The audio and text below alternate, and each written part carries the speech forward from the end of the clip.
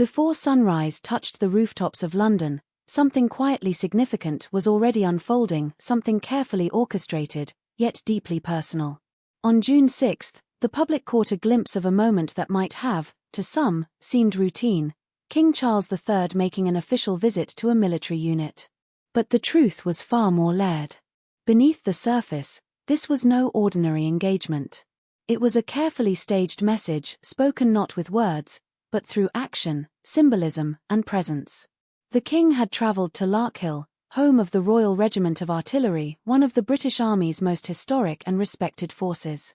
This was not a casual drop-in or ceremonial nod.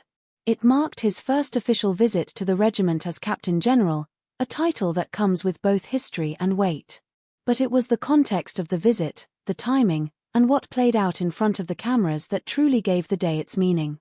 The palace shared a series of striking photographs, released across its official channels. They showed the monarch not in the comfort of a drawing room, but out in the elements, standing among soldiers, observing weaponry, asking questions, and more importantly, participating. The world saw a king in motion, despite recent health challenges. A king fully present. A king asserting something quietly powerful: that duty continues, no matter what storms may gather behind palace walls.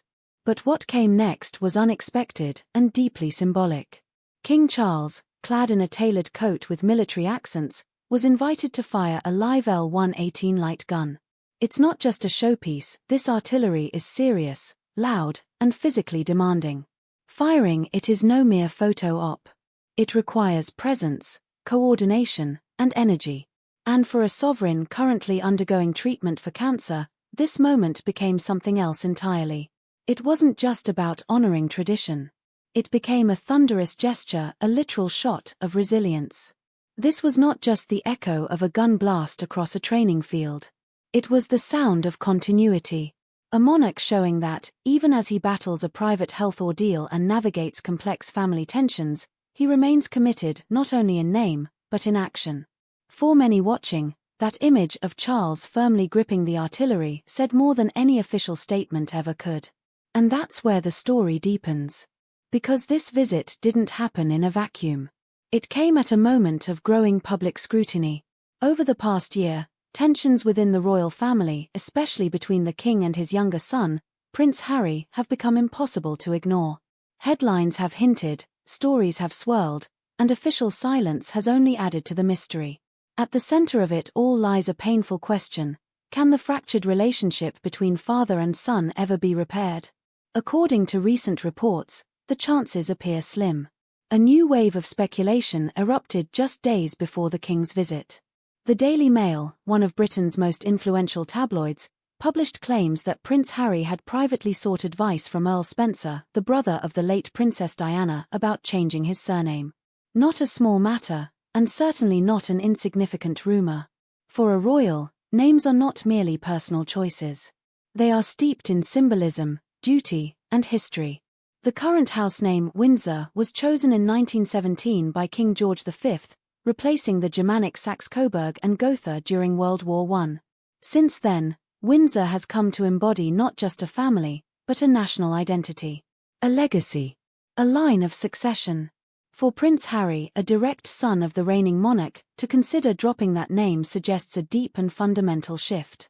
A turning away not only from palace life, but from the very identity that connects him to the throne.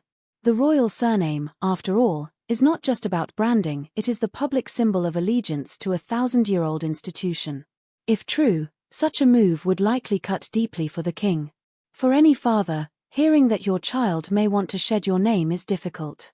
For a king, it could be seen as a rejection of not only lineage, but of the institution you've spent your life defending. And in the middle of that storm, personal, political, emotional, Charles was out on the artillery field, shoulder to shoulder with Britain's armed forces, firing a weapon, smiling with soldiers, and receiving an extraordinary gift. That gift? A 105mm artillery cartridge. But not just any shell, this one had been fired during the king's own coronation ceremony. A cartridge engraved to commemorate that day, now placed in his hands by the regiment he leads. It was a moment of quiet symbolism, fusing duty and legacy into a single object. It told a story of loyalty, not just the military's loyalty to the crown, but the crown's loyalty to the military, and by extension, the nation. And in contrast, Harry's rumored desire to step further away from the royal fold painted a very different picture. Two sons of Diana. Two paths diverging. So what exactly was this visit designed to achieve? For many observers, it was a strategic move, not political, but visual. In an age where perception can be everything, the king's appearance served a dual purpose, reassuring the public and reasserting his presence. This wasn't just a man fulfilling a calendar duty. It was a leader reminding the nation that, even as illness challenges the body, the will to serve remains strong. It was a father, perhaps wounded by distance, standing tall where tradition demanded him. And it was a monarch, facing not just family troubles but a world of modern challenges, showing that the institution endures even as the faces within it evolve. It's this quiet contrast that makes the day so striking. On one side, a father and sovereign, aging, healing, leading. On the other, a son, once the pride of the realm, now reportedly seeking to shed even the name that bound them. If that is true, and we must always leave space for nuance in unconfirmed reports, then we are watching not only a personal rift, but the potential redefinition of royal identity in real time. And here's where the story takes a thoughtful turn. Because the British monarchy is not just a family, it is an institution bound by ceremony, tradition, and a very delicate balance between public visibility and private struggle. What we witnessed at Larkhill was a masterclass in how the monarchy maintains that balance. Through physical presence. Through symbolic acts. Through gestures that resonate beyond words. The king's engagement with the Royal Regiment of Artillery may be remembered less for the technical briefings he received, and more for the way he stood confidently, capably, and calmly at a moment when many questioned his strength. It was a visual reassurance to a public that still looks to the sovereign for stability, especially in uncertain times. And it raises a question, perhaps the most important one of all. As this new reign continues to unfold, what kind of king will Charles become? A modernizer? A preserver of tradition? A reconciler? Or, perhaps, all three?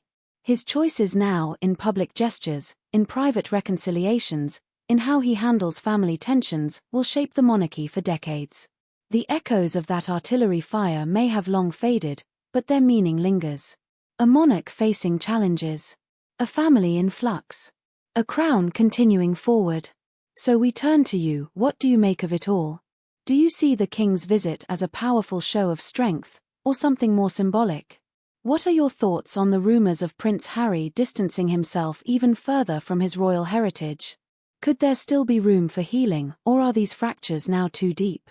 Share your views in the comments below, and please remember to keep the conversation respectful.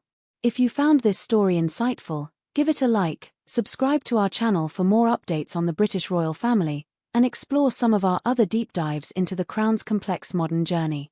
Thanks for watching, and we'll see you in the next one.